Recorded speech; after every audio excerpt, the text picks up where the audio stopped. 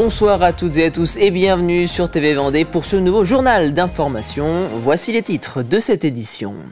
En ce mercredi 2 avril, journée mondiale de la sensibilisation à l'autisme, nous vous emmènerons à la rencontre d'Evan, un jeune chalandais âgé de 13 ans qui a souhaité sensibiliser et partager ses particularités en réalisant un film diffusé sur les réseaux sociaux. Quel avenir pour l'hôpital de Chaland? C'est la question que se posent élus et acteurs du monde médical du Nord-Ouest Vendée. Mais vous allez le voir, les discussions semblent compliquées lorsqu'il s'agit d'évoquer le futur de l'hôpital chalandais. Enfin, nous prendrons la route de la maison des seniors de Saint-Gilles-Croix-de-Vie où plusieurs de ses membres viennent d'achever de jolis habits tricotés en laine. Une conception pour la bonne cause car ces derniers seront envoyés à l'autre bout de l'Europe, en Roumanie, pour habiller les enfants dans le besoin. À seulement 13 ans, Evan, jeune collégien atteint du trouble de neurodéveloppement, a affronté ses difficultés du quotidien pour aller à la rencontre de Vendéens qui, comme lui, présentent des troubles du spectre de l'autisme afin d'obtenir leur témoignage. L'objectif de cette démarche, réaliser un film d'une dizaine de minutes pour présenter son handicap et sensibiliser le public. Reportage Alix Lanos. À 13 ans, Evan est scolarisé en classe de 4e en milieu ordinaire. Mais à la sortie du collège, il est suivi par un CESAD, un service d'éducation spéciale et de soins à domicile. Avec Aurélie, monitrice éducatrice, le jeune homme passionné d'informatique et de jeux vidéo s'est lancé un défi, celui de réaliser un film pour informer et sensibiliser à l'autisme. Car moi, je suis dans le spectre d'autisme et c'est ma passion de faire des vidéos, quoi. Et je me suis dit, ce serait bien de faire une vidéo sur l'autisme. Si tu veux encore modifier des choses, parce que j'y ai pas touché. Non. Pour réaliser son film, le moins qu'on puisse dire, c'est qu'Evan est sorti de sa zone de confort. Il est allé interroger des professionnels du CESAD, mais aussi des passants dans la rue pour leur demander ce qu'ils connaissaient de l'autisme. Des personnes qui ont du mal à s'intégrer dans la société actuelle. Une épreuve pour le jeune adolescent, pour qui les interactions sociales sont parfois compliquées. Je crois savoir que les personnes autistes ont du mal à regarder les gens dans les yeux, et je le constate. On retrouve deux grands domaines qui peuvent être difficiles pour eux, c'est la communication et les interactions. Et l'autre grand domaine, c'est les centres d'intérêt restreints et répétitifs. Alors quand on demande à Evan comment il a vécu toutes ces interactions avec les gens... Moi c'est gênant, moi j'aime pas trop ça, mais je me suis dit, faut y aller au bout d'un moment. Faut y aller, faut pas être une flippette, quoi, du genre. Pour vous, c'est quoi l'autisme? Pour moi, il y a plusieurs sortes d'autisme. Il y a en effet autant d'autisme que de personnes qui en souffrent, chacune avec ses particularités. Et avec ce film d'une dizaine de minutes, Evan avait envie de faire passer un message important. Faut pas juger, mais il faut se dire, peut-être il a un autisme, peut-être il a un trouble du comportement, un TOC, un TDAH, un TDA, voilà. Il fait une crise, faut l'aider un peu. Mais... sans jugement. Oui, sans jugement. Le film sera visible sur les réseaux sociaux. Avec ce travail, Evan espère faire changer le regard et le comportement des gens face aux troubles du spectre de l'autisme qui touchent environ 700 000 personnes en France. Restons à Chaland et intéressons-nous désormais à l'avenir du centre hospitalier Loire-Vendée-Océan situé sur la commune. Depuis plusieurs semaines, de nombreux acteurs du territoire, élus comme syndicats, évoquent un dialogue rompu avec la direction du CHD. À la mi-mars, le député Philippe Latombe regrettait dans un communiqué que le nouveau directeur du CHD ne coupe court à toute concertation avec les élus du Nord-Ouest Vendée et opte pour la rénovation du site actuel au lieu de la construction d'un nouvel établissement. Aujourd'hui, on a un CHLVO qui, l'été, peut aller facilement jusqu'à 8-10 heures d'attente pour des urgences. Ça aide pas à l'attractivité du territoire. On a aujourd'hui, dans le Nord-Ouest Vendée, besoin d'avoir un hôpital qui soit très solide pour pouvoir permettre d'avoir un tissu de médecins libéraux qui s'agrègent autour de l'hôpital. Sans ça, on va continuer à avoir des déserts médicaux. Il faut absolument que le CHLVO redevienne un hôpital territorial de premier plan et justifie l'installation d'internes qui viennent faire leurs études ici, qui du coup pourraient rester autour. Et puis, il faut qu'on ait la capacité à rendre une qualité de soins à nos concitoyens sur le Nord-Ouest Vendée qui soit le même qu'à Nantes ou à La Roche.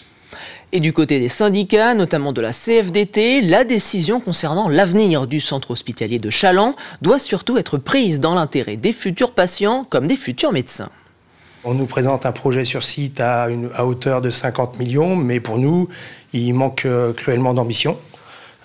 Si on devait reconstruire réellement, en prenant en compte tous les autres bâtiments, on serait certainement au moins au double du montant présenté. Alors que nous et les élus aussi du Nord-Ouest Vendée sont pour délocaliser sur un site qui serait le plus adapté. Dans 15 ans, s'il faut tout reconstruire un nouvel établissement, on aura gaspillé de l'argent public et on n'aura pas été dans l'intérêt de la population. Et contacté, la direction de l'hôpital n'a à ce jour pas souhaité s'exprimer sur le sujet. Le PCF Vendée tire la sonnette d'alarme. Dans une période entre coupes budgétaires et efforts demandés pour mettre fin à la guerre en Ukraine, le contexte politique est anxiogène. Les communes sont contraintes de réduire toutes leurs dépenses. À un an des élections municipales, le Parti communiste souhaite donc encourager ses sympathisants à s'engager dans la vie de leur commune pour faire entendre leur voix. Il faut agir au niveau local et la commune est le bon endroit. Et donc nous disons à nos adhérents et à nos amis du Parti communiste français, là où vous vivez, allez proposer d'être sur la liste, s'il n'y a qu'une seule liste qui se constitue, allez-y.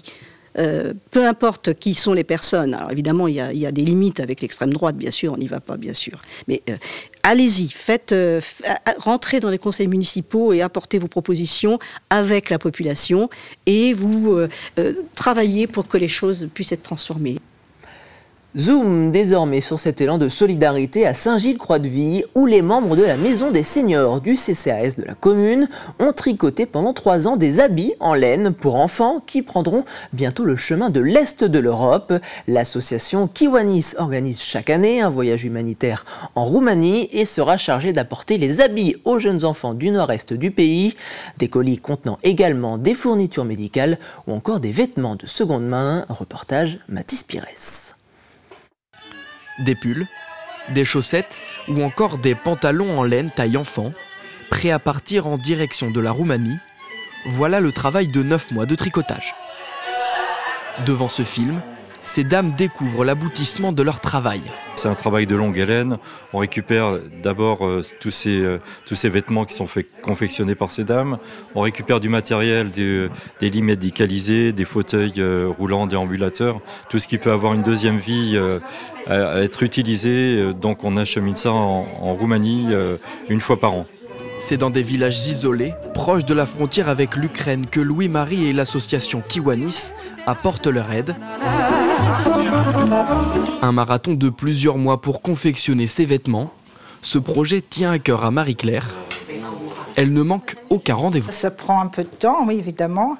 Mais bon, je ne compte pas le temps que je passe à faire ça. C'est une passion. Mon but, c'est au moins que ça serve à quelqu'un. De faire des choses, que ce soit porté après et que les enfants soient contents d'avoir un petit pull fantaisie comme ça pour eux. Mais pour continuer à participer au projet humanitaire, les tricoteuses de la maison des seniors ont besoin de laine. Avec une moyenne de 4 pelotes utilisées pour un pull de petite taille, les stocks s'écoulent rapidement. On a besoin de laine parce que les dames tricotent à une grande vitesse, beaucoup, rapidement. Et le problème, c'est qu'on se retrouve vite avec des petits morceaux de laine qui vont traîner par-ci par-là. Et ça devient difficile pour la confection des pulls. Ces vêtements, une fois mis dans des cartons, devront patienter jusqu'en novembre prochain, avant d'arriver dans les mains des enfants roumains. On continue ce journal avec une idée de sortie pour ce week-end. Cela se passe du côté du pays des herbiers. La communauté de communes va mettre à l'honneur toutes les villes avec lesquelles les communes du territoire sont jumelées. Le festival se nomme Sous Pression et comme son nom l'indique, il sera sur le thème de la bière et réunira des brasseurs espagnols, gallois, allemands et français. Généralement, on fait des échanges ville par ville. Et là, on a trouvé un thème qui était commun à toutes les villes, en l'occurrence la bière. Voilà, hein. Il y en a dans chaque ville, dans chaque pays. Et donc, les 3 villes vont nous retrouver le week-end du 4 au 6 avril. Et le point d'orgue, indépendamment des activités annexes, le point d'orgue, ce sera donc la journée du samedi 5 avril. On appelle ça le festival Les Herbiers sous pression. Et comme son nom l'indique, voilà, il y aura donc des brasseurs de chaque ville jumelée qui seront présents à l'espace Herbauge. Et ils auront chacun un coin pour présenter leur bière. Et cet espace Herbauge sera ouvert toute la journée de 10h à 19h à tout Herbretais et des gens du Pays des Herbiers également. À consommer avec modération, bien évidemment. La Vendée compte à ce jour une quinzaine d'établissements labellisés par la Fédération française de football, proposant un accès à une section sportive scolaire. Et à quelques jours des vacances, le collège Auguste et Jean Renoir de La Roche-sur-Yon a organisé une journée découverte à destination de plusieurs classes de CM1 et CM2 de l'agglomération. Objectif, encourager les futures collégiennes à se lancer dans l'aventure. Le sport, on valorise toujours le respect des règles de l'arbitrage, comme dans un établissement scolaire avec le respect du règlement intérieur. Les garçons ne doivent pas pouvoir prendre le pouvoir sur les filles. Les filles, elles, sont de façon plus dans l'application de la règle. On le voit sur les décisions prises au niveau du collège. Les garçons sont parfois plus en retrait de la règle. Ça commence dès l'école primaire. Donc l'école Moulin Rouge présente et l'école Marcel Pagnol sont avec nous pour accompagner le respect de la règle. Filles, garçons, tous ensemble pour la promotion du sport. C'était assez compliqué au début de convaincre les écoles parce qu'il y avait des filles qui disaient aux professeurs qu'ils ne voulaient pas jouer au foot parce que les gars joueraient tout seuls, etc. C'est pour ça qu'aujourd'hui nous avons mis des règles en place pour que les filles puissent jouer au foot. C'est la fin de ce journal. Merci pour votre fidélité. Prochain rendez-vous avec l'actualité demain dès 7h dans la matinale en compagnie de Caroline Tronche. D'ici là, je vous souhaite une très bonne soirée sur TV Vendée.